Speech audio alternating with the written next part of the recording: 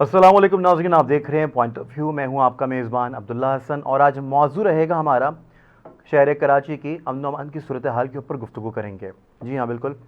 कराची की अमन व अमान की सूरत हाल मज़ीद बदतर से बदतर होती चली जा रही है और आखिरकार इसका ज़िम्मेदार है कौन, इसका तयन करना बहुत ही मुश्किल होता चला जा रहा है। जब भी कोई भी हुकूमत अपने इक़्तिदार में आती है तो वो पिछली हुकूमत को इसके ऊपर उसका सेहरा बांध देती है, लेकिन अब जब से महंगाई आसमान से बातें कर रही है तो उसके बाद ये सूरत हाल मज़ीद बिगड़ती चली गई है। इसी के ऊपर मज़ीद बात करने के लिए हमारे साथ टेलीफोन लाइन के ऊपर इस वक्त हमें ज्वाइन किया सीनियर जर्नलिस्ट हैं शाहिद हुसैन साहब। शाहिद भाई, आपका बेहद शुक्रिया, आपने फैज़ टीवी के लिए अपना कीमती वक्त निकाला है।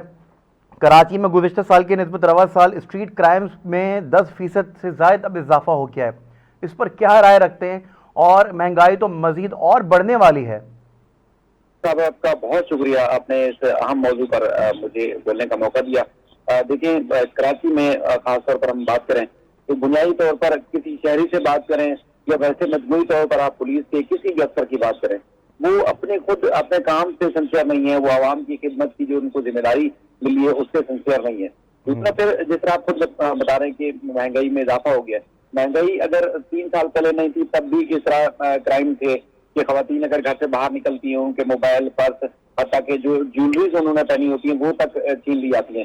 इसी तरह कोई मर्द रात में घर के बाहर अगर कोई खड़े हुए हैं, टोलियों की शक्ल में भी आप रोज देखते हैं सीसीटीवी फुटेज कि वो 4-6 अगर लड़के खड़े हुए हैं तो उनको भी आप खुद देखेंगे कि वो 2 मोटरसाइकिल सवार आते हैं और बासानी आते हैं, हफ्ता दिखाते हैं और छीन के चले जाते हैं। अब परसों की आप खुद सूरत हाल देखें कि आयशा मंजिल के ऊपर पीपल्स पार्टी का झंडा लगा हुआ था। अब हमें खुद हैरानगी होती है कि जाले जो है वो डाकू बन गए हैं या डाकू जो है वो पीपल्स पार्टी में शामिल हो गए, या मतलब अब ऐसी क्या नौबत आ गई है कि पीपल्स पार्टी का झंडा लहराते हुए 2 डकैत आते हैं आयशा मंजिल की फर्नीचर मार्केट में और वहाँ पॉसिबिलिटी है कि बदनाम करने की भी कोशिश की गई हो। बिल्कुल बिल्कुल, ये तासर इसलिए आम है कि अब चाहे वो उस पार्टी का दायरा, मैं इल्जाम नहीं लगा रहा कि उस पार्टी की वजह से ही ऐसा हुआ है, लेकिन ये तो एक आपने वाकया देखा, लेकिन मजमूई तौर पर तो आप रोज देखते हैं इस तरह की सूरत हाल। अब आप सूरत हाल इस हद तक खराब हो गई है कि मोटरसाइकिल के अंदर अगर आप बाहर खड़ी करें वहां से पेट्रोल तक चोरी कर लिया जाता है। अब मजमूई सूरत हाल देखिए तो महंगाई में इजाफा हो गया, नौजवानों के पास कारोबार नहीं है, रोजगार नहीं है, इस वजह से भी इस काम की तरफ ज्यादा आ रहे हैं। लेकिन एक नौबत आगे भी चली गई है। वो नौबत ये है कि अगर मोबाइल छीनने वाले आते हैं, आपके मोबाइल छीनते हैं, छीनने की कोशिश करते हैं, थोड़ी सी मुजाहमत करते हैं तो फैमिलीज को मार दिया जाता है, कत्ल कर दिया जाता है। वो अपनी जान बचाने के लिए करते हैं, लेकिन आप बाप बेटे को मार देते हैं, 2 भाई हों उनको कत्ल कर दिया जाता है। तो बुनियादी तौर पर जो जिम्मेदारी आयद होती है वो हमारी पुलिस के ऊपर आयद होती है। अब एक एसएचओ है, एसएचओ की मजबूरी तौर पर तनख्वाह 50,000 रुपए। अब खुद अंदाजा लगाएं कि 50,000 तनख्वाह वाला एसएचओ, उसकी करोड़ों और अरबों रुपए की प्रॉपर्टी कैसे हो सकती है? ये भी तो एक तासुर है ना कि एक अंसर है कि आप आपके जो पुलिस एहलकार हैं, पुलिस अफसरान हैं, वो इतनी माल, इतनी प्रॉपर्टीज अपनी जायदादें कैसे बना लेते हैं। आज खुद ये सब मामले में एक हाईकोर्ट में भी केस है जिसमें अदालत ने खासतौर पर एफआईए को और उसके बाद फिर पुलिस के जो आला अफसरान है उनको तहकीकात का हुक्म दिया है कि एक तरफ जुर्म बढ़ते जा रहे हैं, दूसरी तरफ मंशियात की जिस तरह गुटखा, मावा, मीमपोड़ी और इस तरह की मंशियात की स्मगलिंग और खासतौर पर इल्जाम आयद होता है कि पुलिस के एहलकार, पुलिस के अफसरान उसमें मुलविस होते हैं, सरपरस्ती करते हैं। इसके दर्जे के नहीं, जैसे हेडमोरर और एसएचओ नहीं, बल्कि हाई रैंक के अफसरान भी उसमें मुलविस पाए जाते हैं। तो उसके ऊपर अदालत ने काफी जो गम गुस्से का इजहार किया है कि अब अफसरान की जो जिम्मेदारी है कि शहर को तहफ़्फ़ुज़ फराहम करें। गमो गुस्से का तो इजहार हो जाता है लेकिन एहतसाब नहीं हो पाता है इनका, शाहिद भाई। अब तो ये मामला चला गया है। अब चूंकि देखें, एक जज ने तो किसी का हिसाब खुद बैठ के तो करना नहीं है। अब उसका पूरी एक चेन ऑफ कमांड होती है, जाहिर वो महकमा जाती कार्रवाई हो या तहकीकाती इदारा जैसे एंटी करप्शन एफआईए या नैब की कार्रवाई करे, तो वो उनकी अपनी हदूद का यूज है। लेकिन सारी मजमूई सूरत हाल देखी जाए पूरे मुल्क में वैसे अबतर है, महंगाई की वजह से जुर्म में मजीद ज्यादा इजाफा हुआ है और कराची की सूरत हाल तो सबसे बदतर है। अब खुद अंदाजा लगाइए, कुछ दिन पहले भी आपने न्यूज में देखा होगा कि पंजाब से एक शख्स आया कि जनाजे में शिरकत की और शिरकत करने के बाद उसने मोबाइल छीन लिया और उसने मोबाइल जेब से निकाल लिया। एक एमपी था और कहते हैं कि वो सिर्फ इसी वारदात के लिए वहां पंजाब से यहाँ तशरीफ लाए थे, एक मुलजिम कह रहा है। तो आप खुद अंदाजा लगाइए कि लोगों को पता है कि कराची में जाएंगे, कोई भी जुर्म करेंगे आसानी से करेंगे और आसानी से चले जाएंगे, कोई पूछने वाला नहीं होगा। अगर जिनको पकड़ना होता है वो या तो जिनको अगर हथे चढ़ भी जाते हैं पुलिस के, तो उनके ऊपर इस तरह ठोस केसेस नहीं बनाए जाते कि वो दोबारा मुलतन छूट जाते हैं, फिर से वो वारदातें शुरू कर देते हैं। उनके पास असला भी होता है, उस तरह वारदातें भी करते रहते हैं और कोई पूछने वाला नहीं है। आप खुद अंदाजा लगाइए कि आप कराची वाले खुद जिनकी महंगाई की वजह से कमर टूट चुकी है और बाहर से या कराची में कुछ लोग ऐसे नासिर हैं मुल्जमान और मुझे ऐसे हैं, वो आते हैं, उनको लूट खसूट के चले जाते हैं, कोई पूछने वाला नहीं है। लेकिन आप जैसा कि आपने खुद ही अपनी अपनी गुफ्तगू में बताया कि एक एसएचओ है जिसकी माहाना तनख्वाह चले मान लिया कि 50,000 से 60-70,000 रुपये हुई, लेकिन अगर आप उसके असासों की अगर बात करेंगे तो डिफेंस में फेज़ 6 में फेज़ 8 के अंदर उसके पास घर भी है, फिर गाड़ी बहुत बड़ी है, जो कि ठीक है वो बिल्कुल फ्रंट लाइन पे नहीं दिखा रहा अपनी चीज़ें, लेकिन उसके बावजूद फिर इन लोगों की निशानदेही कौन करेगा, इनकी पकड़ धकड़ कैसे होगी? अगर कानून का निफाज करने वाले खुद कानून की धज्जियां उड़ाएंगे तो फिर आम शहरी कहाँ जाएगा? बिल्कुल। और दूसरी बात यह है कि अब्दुल्ला साहब कि जिस तरह कहा जाता था कि अफसरान को उनको तवातुर से अगर 2 साल या 3 साल उनकी मुद्दत मुलाजमत में एक पोस्ट पे रखेंगे, एक इलाके में रखेंगे, तो शायद वो हालात को कंट्रोल कर लेता है। अब जिस तरह मुश्ताक माहिर साहब हैं, वो एक अरसे से आईजी है, तो इतने अरसे से वो होने के बावजूद जुराइम कम होने के बजाय मजीद बढ़ रहे हैं। अच्छा, इससे आप पुलिस को भी छोड़ दें, सूबाई हुकूमत 14 साल हो गए मुसलसल ना सिर्फ जुराइम को कंट्रोल पाया जा रहा है बल्कि जो करप्शन और बदनवानी दीगर इदारों में भी बढ़ रही है और उसका अल्टीमेट नुकसान लोगों को हो रहा है। अच्छा, फिर एक और जुल्म की बात देखें कि जिस तरह पार्किंग के इश्यूज हैं, आप खुद देखें कि अदालत में भी ये बात आई थी कि हमें तो इस बात का खौफ है कि कल को आप घर के बाहर भी आप गाड़ी पार्क करेंगे तो वहां से भी आपसे पार्किंग फीस ले ली जाएगी और आप कहीं भी 2 दफा जाते हैं, 4 दफा जाते हैं मार्केट में, बार बार आपको पैसे देने पड़ेंगे। कौन है जी डीएमसी के उन्होंने कैप लगाई हुई है, पूछो आप डीएमसी के मुलाजिम है तो वो उनके पास ये जवाब नहीं होता है वो किसके मुलाजिम है। लेकिन वहाँ अच्छा, शायद वे गाड़ियां उठा के भी ले जाते हैं, गाड़ियां उठा के ले जाते हैं। अब शहरी इसी वजह से मजबूरन बेचारे 20 रुपए, 30 रुपए, 50 रुपए दे देते हैं कि अगर गाड़ी उठा ली जाएगी तो उसके बाद फिर उनको दोहरी अजियत का सामना करना पड़ेगा। वहाँ 200-400 रुपए देने पड़ते हैं, गाड़ी को अलग से नुकसान होता है और उसके बाद फिर टाइम का और ज्यादा होता है। तो इसलिए अच्छा, कई दफ़ा ऐसा भी होता है, शायद भाई सॉरी फॉर द इंटरप्शन, आपने सही जगह पे गाड़ी खड़ी की होती है, सही पार्किंग एरिया में आपने गाड़ी जो अपनी पार्क की होती है, उसके बावजूद आपकी गाड़ी उठ जाती है और फिर आपने उसके बाद जाने के बाद फिर आपके चक्कर लगते हैं कि किस वाली खिड़की पे जाइए, इधर से आप 200 रुपये की पर्ची बनाइए, पर्ची इसको दीजिए, फिर उस बंदे को आप निकालने वाले को फिर 100 रुपये दीजिए। जब आपकी गाड़ी उठ जाती है, लेट्स सपोज अगर आपके पास मोटरसाइकिल है तो इस तरह से चढ़ाते और उतारते हैं, उसी के अंदर कोई ना कोई आपका पुर्जा ढीला कर देते हैं या फिर तोड़ देते हैं, तो फिर वो खर्चा भी फिर आपके गले पड़ जाता है, पेट्रोल चोरी जाता है। इसलिए फिर इज्जत बचाने के लिए, गाड़ी बचाने के लिए, वक्त बचाने के लिए शहरी अपनी जेब से पैसे दे देते हैं। अच्छा, फिर एक और क्योंकि आपका मौजूद क्राइम था लेकिन बात थोड़ी सी आगे निकल गई, कहीं निकल गई बात। इसी पार्किंग के इश्यू के ऊपर जस्टिस इकबाल करोड़ साहब ने तफसीली ऑर्डर जारी किया था और 29 तारीख जो 5 अक्टूबर की गुजरी, उसमें तमाम डीएमसी के एडमिनिस्ट्रेटर्स और दीगर जो इंतजामिया उनसे जवाब तलब किया था कि शहर भर में जो पार्किंग फीस के नाम पर भत्ता वसूल किया जा रहा है, भत्ते के अल्फाज जज के थे, माफी तरफ से नहीं कह रहा कि ये जो सारी चीजें थी, तो उसका हमें बताया जाए कि ये पार्किंग का ठेका कौन देता है, ठेका किसके पास जा रहा है और उसके बाद फिर जो जगह जगह की पार्किंग की जो चीजें हैं ये क्यों हो रही हैं। तो उसके बाद मजे की बात 29 तारीख को ये केस समाज के लिए दोबारा रखा गया था, लेकिन हैरान कौन तौर पर वो केस डिस्चार्ज कर दिया गया। यानी कि अब इतने माफिया जो है हमारे मतलब मुल्क में, हमारे सूबे में, हमारे शहरों में कंट्रोल करते हैं कि वो केसेस भी समाज के लिए मुकर्रर नहीं होने देते।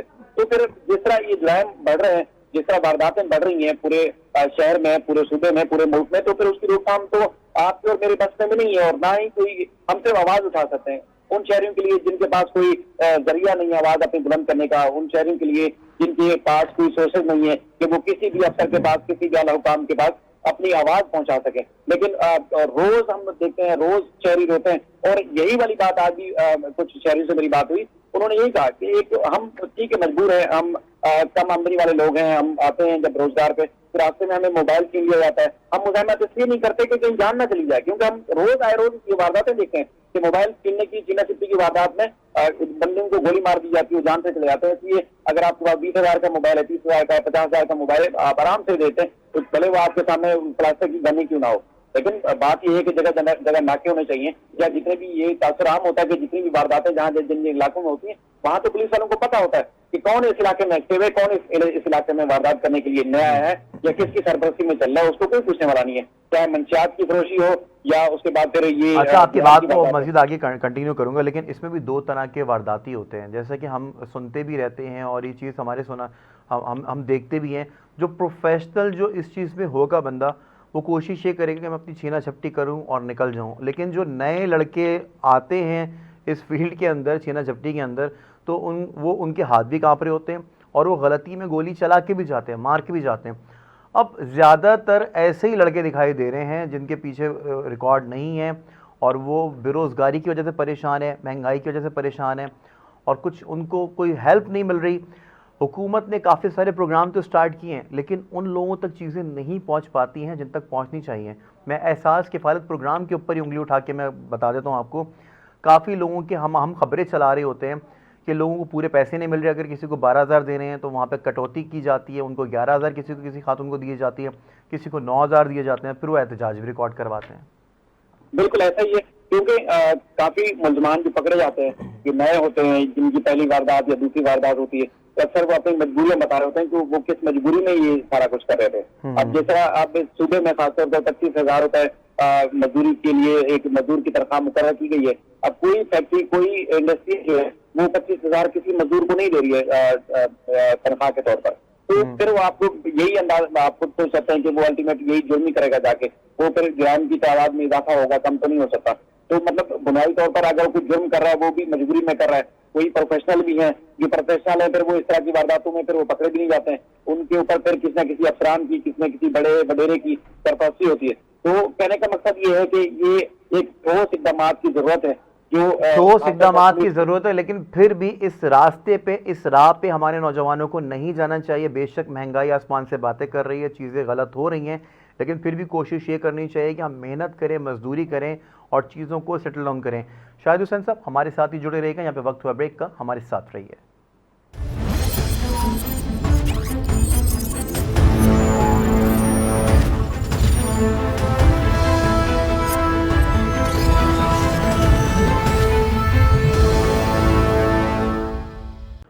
वेलकम बैक नाज़रीन। पॉइंट ऑफ व्यू में बात हो रही है अमन-ओ-अमान की सूरत हाल के हवाले से, शहर कायद की, लेकिन फिर भी उसके बावजूद नौजवानों को ये रास्ता इख्तियार नहीं करना चाहिए। नौजवानों को चाहिए कि मेहनत करें, मजदूरी करें और उसका फिर उस मेहनत का फल हासिल करने की कोशिश करें।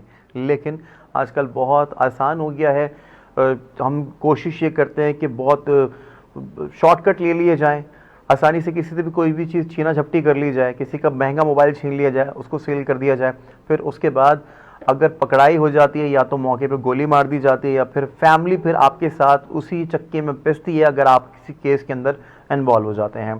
तो शाहिद भाई, आप क्या समझते हैं कि क्या पैगाम होना चाहिए अपनी यूथ के लिए? वैसे देखिए, पैगाम से पहले एक छोटी सी चीज ऐड करूँ कि कुछ ऐसा पहले जो उस वक्त कराची पुलिस के चीफ थे नबी मेमन साहब, वो फरमाते हैं कि हम पकड़ते हैं मुलजमान को और अदालतें जो है छोड़ देती हैं। अब अदालतें क्यों छोड़ती हैं? अदालतों में अगर मुलजिम को सजा देनी है, आपके ठोस शवाहिद होने चाहिए, सबूत होने चाहिए, गवाह होने चाहिए।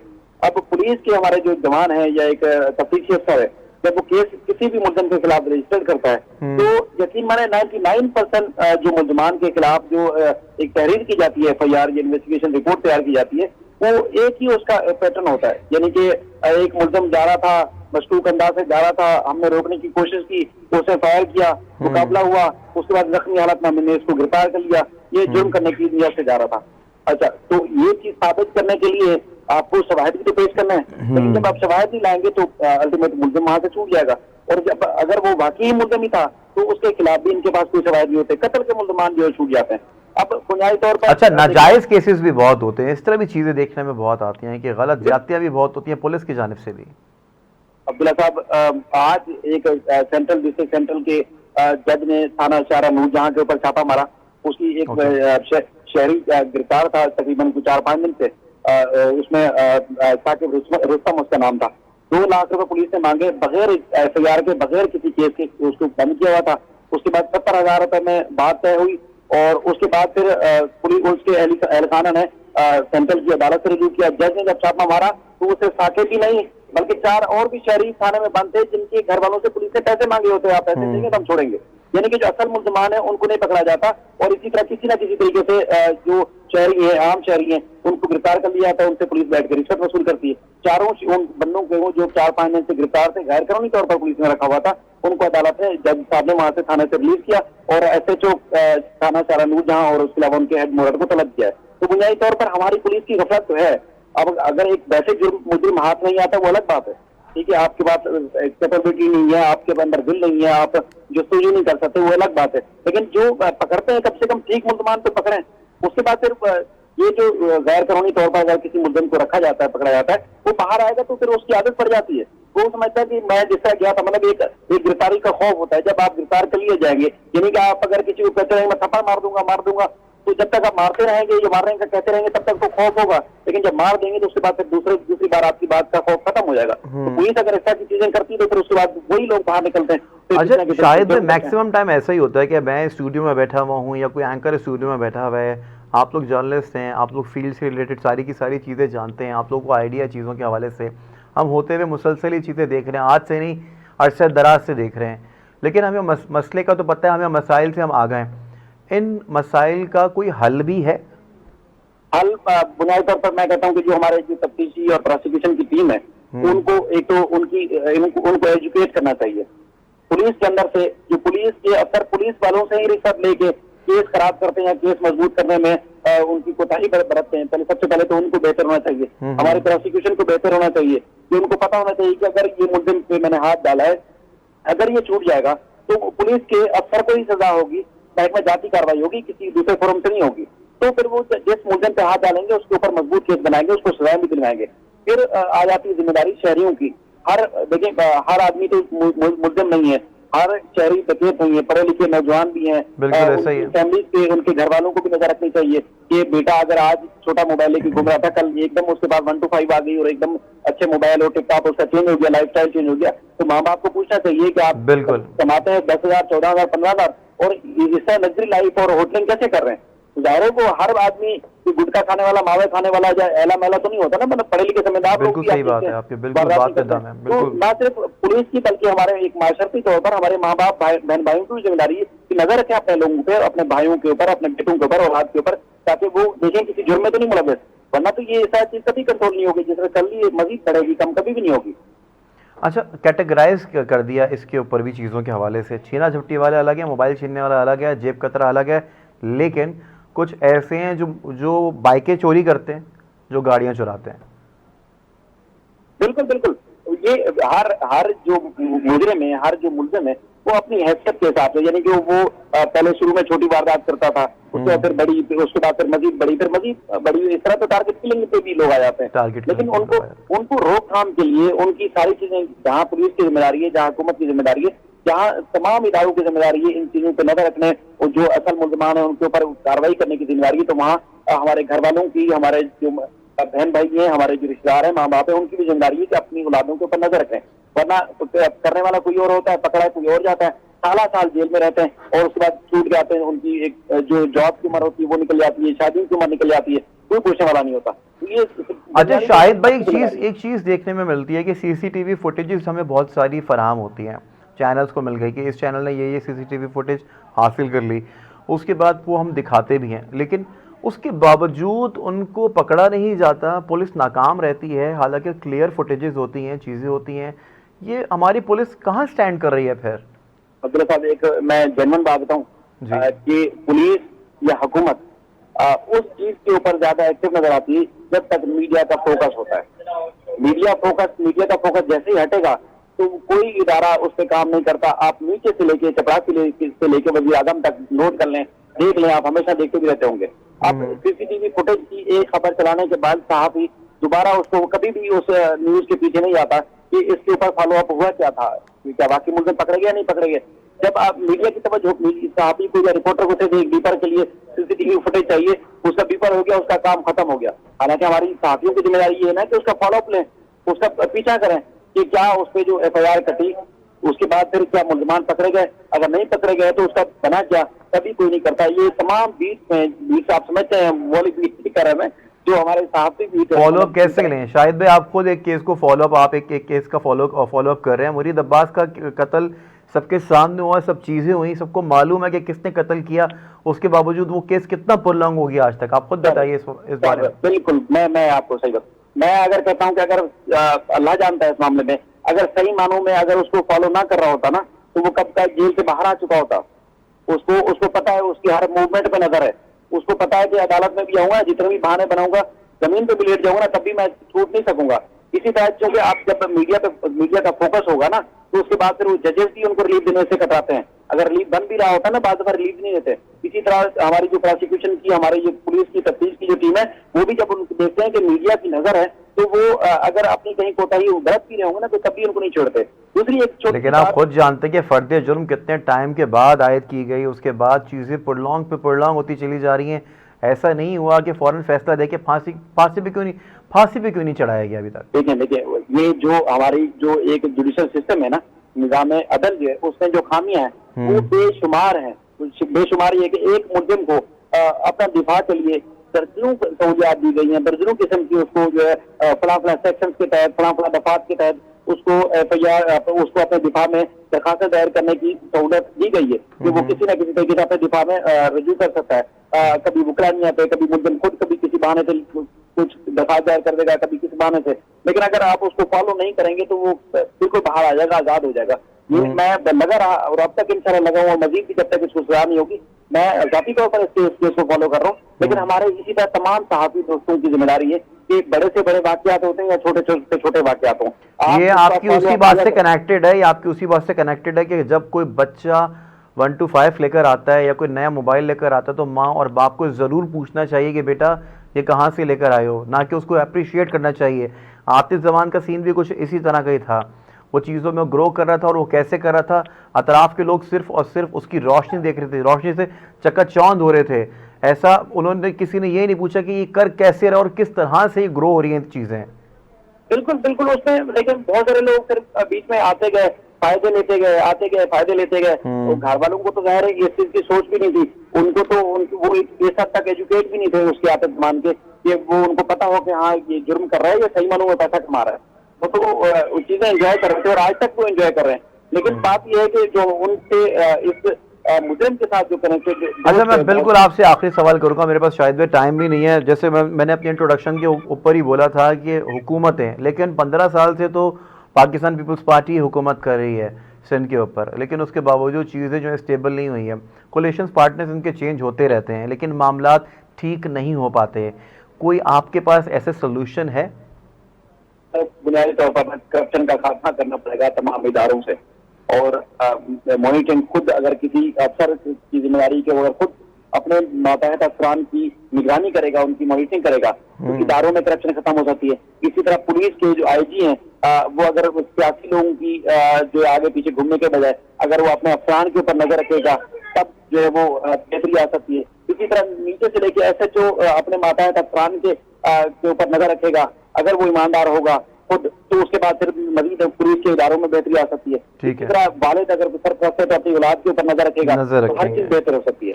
ठीक है, thank you so much Shahid Hussain साहब, आपने वक्त दिया ख़ुसूसी तौर पे फेस TV के लिए। बहुत मेन इंपॉर्टेंट बातें की हैं शाहिद हुसैन ने। उन्होंने कहा कि करप्शन का खात्मा होना चाहिए, ये सोल्यूशन है। ये कब तक अमल दरामद हो जाएगा इसके ऊपर ये तो वक्त ही बताएगा, लेकिन माँ बाप को, पेरेंट्स को इस चीज़ के ऊपर नज़र रखनी होगी कि अगर बच्चा कोई महंगा मोबाइल लेकर आ गया या ऐसी कोई गाड़ी या बाइक लेकर आ गया तो उससे ज़रूर पूछें, क्योंकि ये इसको बहाना ना बनाएं। ये एक्सक्यूज़ हैं कि महंगाई बढ़ती चली जा रही है तो आप इस तरफ और इस जानिब आप चलेंगे। अपने मेज़बान अब्दुल्ला हसन को दीजिए इजाज़त। अल्लाह हाफ़िज़।